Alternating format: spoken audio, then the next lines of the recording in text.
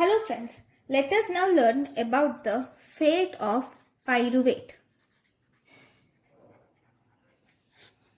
Okay, so if you see pyruvate has different mechanisms by which it can its fate. So if you see pyruvate in the presence of alanine transaminase, it forms alanine. Pyruvate in the presence of lactate dehydrogenase, it forms lactate. Pyruvate in the presence of pyruvate carboxylase, it forms oxaloacetic acid. Whereas pyruvate in the presence of pyruvate dehydrogenase, it forms acetyl-CoA. So if you see, these are the different things that are formed from pyruvate. Pyruvate gives alanine, oxaloacetate and acetyl-CoA and lactate. So if you see this pyruvate, in this, the most important thing is about pyruvate dehydrogenase. So in this pyruvate dehydrogenase, it has two things. This pyruvate dehydrogenase is active in dephosphorylated form. It is active in dephosphorylated form.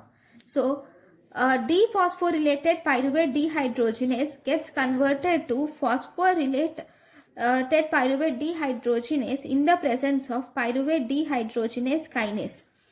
And this pyruvate dehydrogenase, which is phosphorylated, gets converted to dephosphorylate pyruvate dehydrogenase in the presence of pyruvate dehydrogenase phosphatase.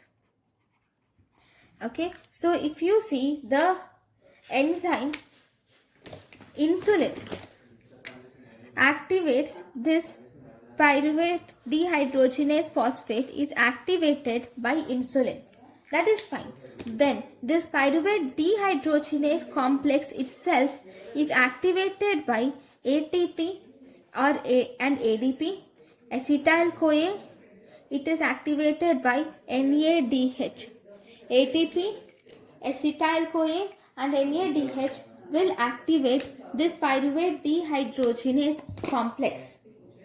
So this acetyl-CoA, so with the help of this pyruvate dehydrogenase complex, pyruvate gets converted to acetyl-CoA.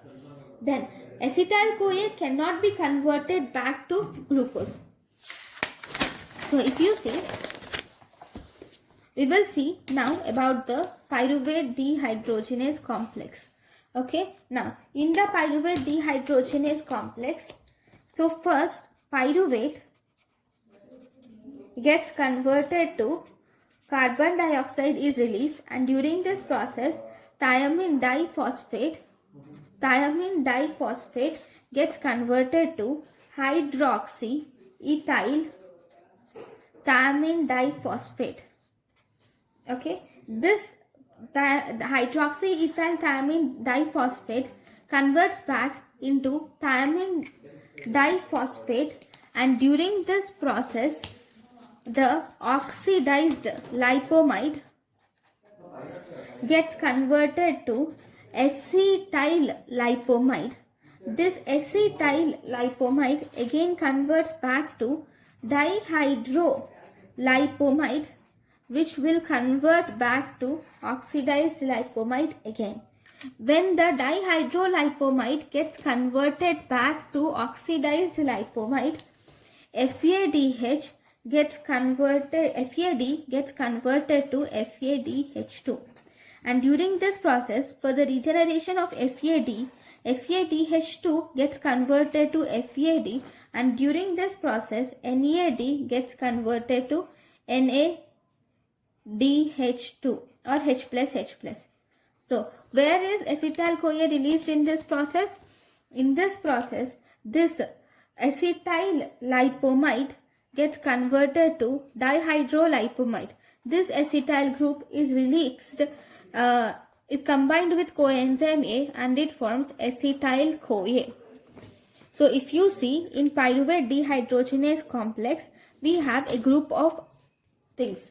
So first the pyruvate gets converted to carbon dioxide, and this this thiamine diphosphate takes the hydroxyethyl group from pyruvate and it forms hydroxyethyl thiamine diphosphate. This is pyruvate dehydrogenase enzyme.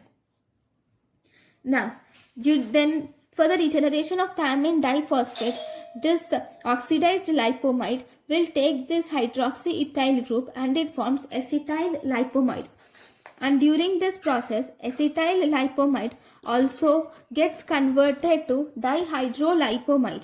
And during this process, coenzyme A gets converted to acetyl CoA is released.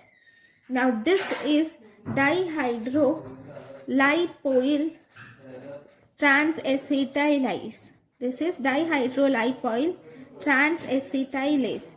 Then during this process, FAD gets converted to FADH2, and FADH2 is regenerated by giving its hydrogen group to NAD, thus forming NADH plus H plus.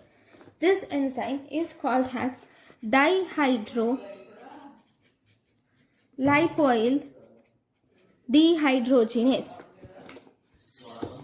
So this is the importance about the pyruvate dehydrogenase complex. So thank you guys for watching my lecture. Thank you.